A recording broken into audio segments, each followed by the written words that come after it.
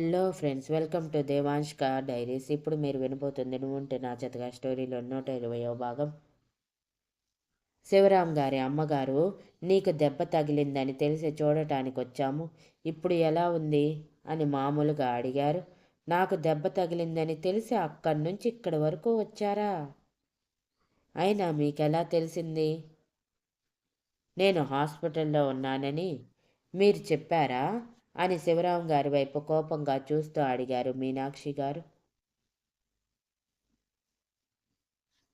లేదు అని ఆయన అయోమయంగా తల ఊపి తన తల్లిదండ్రుల వైపు చూస్తూ ఉంటే వాళ్ళిద్దరూ చూడటానికి వచ్చినా ఎందుకు వచ్చారు అన్నట్టు మాట్లాడుతుండేసరికి చెప్పుకోలేని బాధ ఉన్నా కూడా బయటికి మాత్రం మామూలుగా ఉండటానికి ప్రయత్నిస్తూ మాకు ఎలాగో తెలిసిందిలే, కోడలి పిల్లకి బాగోలేదని చూడటానికి వచ్చాము, అంతేకాని మీ మీద ప్రేమ కారిపోయి ఏం కాదు.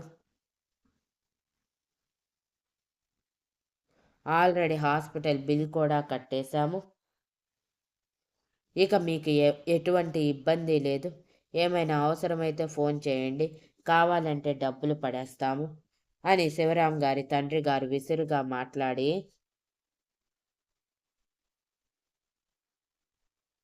పదవే, ఇంకా ఇక్కడ ఉండి వీళ్ళ చేత మాటలు అనిపించుకోవాలా ఏంటి? ఇన్ని సంవత్సరాల తర్వాత వచ్చాము, కనీసం ఎలా ఉన్నావని కూడా అడగలేదు వీళ్ళు. వీళ్ళకి ఆస్తి డబ్బు తప్ప మరొకటి కనిపించవు.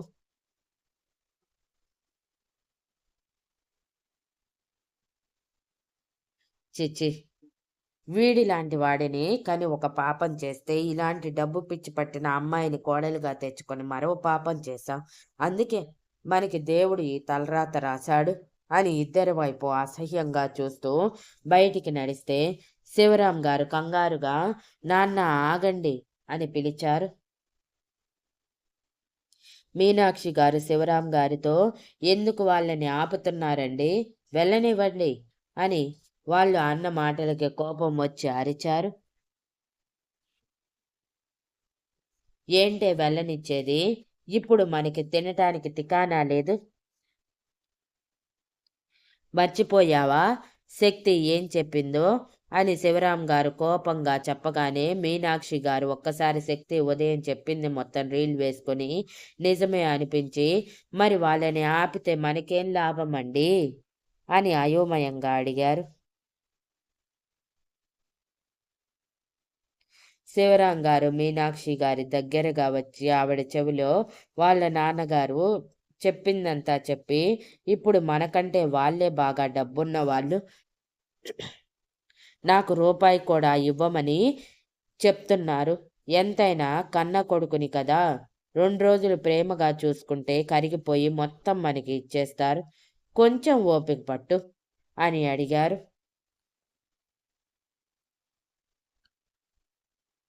మీనాక్షి గారికి అది తప్ప మరొక దారి దొరకపోవటంతో సరే అని అసహనంగా ఒప్పుకొని, కానీ హాస్పిటల్ బిల్ వీళ్ళు కట్టడం ఏంటి? నాన్నగారు కట్టలేదా, లేకపోతే మీరు కట్టలేకపోయారా అని కోపంగా అడిగింది. శివరాం గారు తల కొట్టుకొని, ఇంకెక్కడి బిల్, రూపాయి లేదు నా దగ్గర. అన్ని కార్డ్స్ బ్లాక్ చేయించింది ఆ శక్తి. ఆఖరికి మావయ్య గారి దానితో పాటు అందరూ దాని దగ్గర చేయి చాచాలంట. కాదని అంటే వాళ్ళు ఇష్టం వచ్చినట్టు చేసుకోమని మావయ్య గారి చేత చెప్పించింది.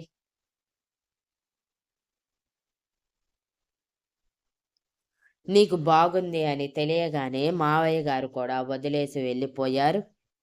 మన చావు మనల్ని చావమని. ఆ టైంలోనే అమ్మ నాన్న వచ్చి బిల్ కట్టి మనల్ని ఒడ్డున పడేశారు.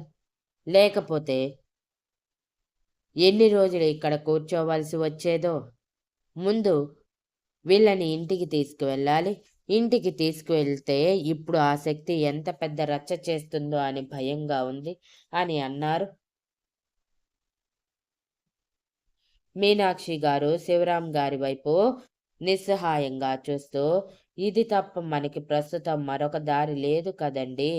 మన దగ్గర వాళ్ళ దగ్గర ఉన్న కొంత డబ్బైనా మన దగ్గరికి వస్తే కొన్ని రోజులైనా ప్రశాంతంగా బ్రతకచ్చు ఆలోపు ఆ శక్తిని దారిలో కూడా పెట్టుకోవచ్చు అని చెప్పి తన అత్తయ్య మావయ్యల వైపు చిరాకుగా చూస్తూ చెప్పలేక నన్ను క్షమించండి అత్తయ్య మావయ్య, మిమ్మల్ని అలా అని ఉండకూడదు. చాలా రోజుల తర్వాత మిమ్మల్ని సడన్గా చూశాను కదా, అందుకే అలా రియాక్ట్ అయ్యాను. తప్పుగా అనుకోకండి. మీరంటే నాకెంత ప్రేమో మీకు తెలియదా అని కళ్ళబొల్లి మాటలు చెప్పటానికి ట్రై చేసింది. శివరాం తల్లిదండ్రులకి ఆ మాటలు కావాలని అన్నారని అర్థమైనా కూడా ప్రస్తుతం శక్తి చెప్పినట్టు చేయటం తప్ప మరొక మార్గం లేదని నిస్సహాయంగా మీనాక్షి గారి వైపు చూస్తూ, నీ క్షమాపణలు మాకేమీ అవసరం లేదు. నీ మాటలు విని నమ్మితే మమ్మల్ని నట్టేట ముంచేస్తారు. మీ చావు మీరు చావండి అని చెప్పి బయటికి నడుస్తూ ఉంటే శివరాం గారు కంగారుగా ఇద్దరికి అడ్డంగా నిలబడి, నన్ను క్షమించండి అమ్మా నాన్న అని ఇద్దరి కాళ్ళ మీద పడిపోయి, తప్పు చేశాను. ఆ తప్పు సరిదిద్దుకోవటానికి ఒక్క అవకాశం ఇవ్వమని అడుగుతున్నాను. మీనాక్షికి బాగయ్యాక అందరం కలిసి ఊరికి వెళ్ళిపోదాం. ఇక ఇక్కడ ఉండొద్దు. నాకు మిమ్మల్ని వదిలి ఉండాలని అనిపించటం లేదు. మీరే ఎక్కువగా గుర్తొచ్చి మీ దగ్గరికి వద్దామనుకున్నప్పుడల్లా మీనాక్షి నన్ను ఆపేది.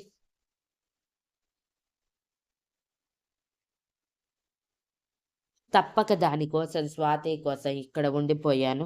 అంతేకాని మీరంటే ప్రేమ లేక కాదు. ఒక్క వారం రోజులు నాన్న, వారం రోజులు మీరు నాతో పాటు ఉంటే ఆ తర్వాత రోజు మిమ్మల్ని నేనే తీసుకొని మీనాక్షితో పాటు ఊరికి వస్తాను.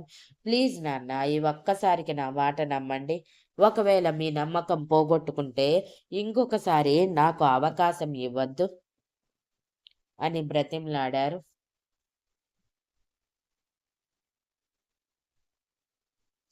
బయట ఉండి చూస్తున్న సురేష్ గారు, మాధవి గారు, శివరాం గారు అలా కాళ్ళ మీద పడగానే కళ్ళు పెద్దవి చేశారు. వాళ్ళ మాటలు వినిపించుకోకపోయినా యాక్షన్కి మాత్రం ఏదో కావాలనుకునే చేస్తున్నారని అర్థమయ్యి చూస్తూ ఉన్నారు.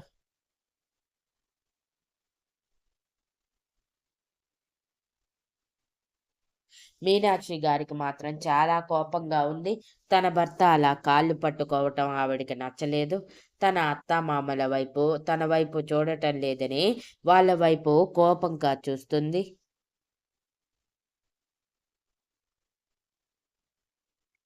శివరాం గారి అమ్మా నాన్నలు కంగారుగా వెనక్కి జరిగి, సరే, ఈ ఒక్కసారి అవకాశం, ఆ తర్వాత మీరు మమ్మల్ని బ్రతిమలాడి కాళ్ళు పట్టుకున్నా సరే క్షమించేది లేదు, కనికరించేది లేదు. ముందు మీరు మమ్మల్ని ముందు మీరు మమ్మల్ని వద్దు అని వదిలేసిన క్షణం మేము కూడా మీరు చచ్చిపోయారని నీళ్లు వదిలేస్తాము అని కఠినంగా మాట్లాడారు. శివరాం గారు సంతోషంగా పైకి లేచి, చాలు నాన్న చాలు, ఈ మాత్రం నమ్మకం చాలు. ఈసారి మీ నమ్మకం పోగొట్టుకొను. డాక్టర్తో మాట్లాడి ఎప్పుడు డిశ్చార్జ్ చేస్తారో కనుక్కొని ఇంటికి వెళ్ళిపోదాం అని చెప్పి డాక్టర్ దగ్గరికి వెళ్ళారు శివరాం గారు. శివరాం గారి అమ్మా నాన్నలు ఒకరి మొహాలు ఒకరు చూసుకొని, మేము ఇప్పుడే వస్తామని బయటికి వెళ్ళి శక్తికి మళ్ళీ ఫోన్ చేశారు.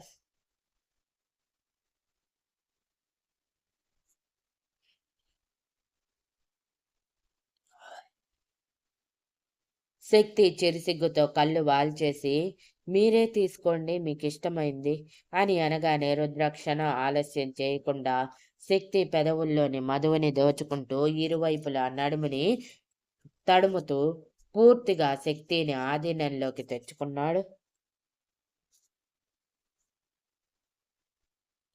పావుగంట తర్వాత రుద్ర కష్టంగా శక్తి పెదవులని వదలగానే శక్తి ఆయాసంగా ఊపిరి తీసుకుంటూ రుద్ర భుజాల మీద కొడుతూ, ఏంటిది రుద్రగారు అని పెదవి వైపు చూపించి ఏడుపు మొహంతో అడిగింది. నా తీపి గుర్తు. ఇంటికి వెళ్ళాక కూడా అనుక్షణం నేను గుర్తుకు రావటానికి ఇది అని హస్కీ వాయిస్లో కన్ను కొట్టి తన చేతుల్లో ఇమిడిపోయి ఉన్న శక్తి నడుముని తడుముతూ అన్నాడు.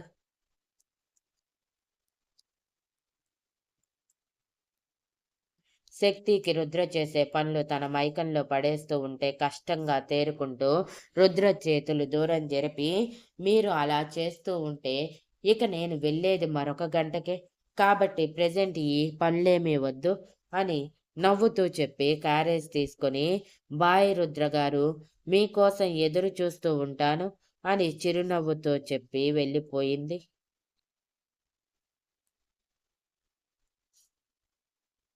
రుద్ర నవ్వుకుంటూ వర్క్లో పడిపోతే శక్తి ఇంటికి వెళ్ళటమే డైరెక్ట్గా ఆనంద్ గారి రూమ్కి వెళ్ళేసరికి ఆనంద్ గారు బెడ్ మీద పడుకొని ఆలోచిస్తూ ఉన్నారు.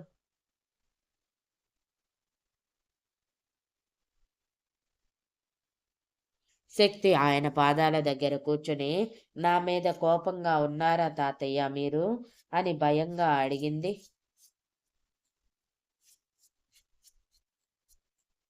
Thank you for listening and please like, share, comment and subscribe.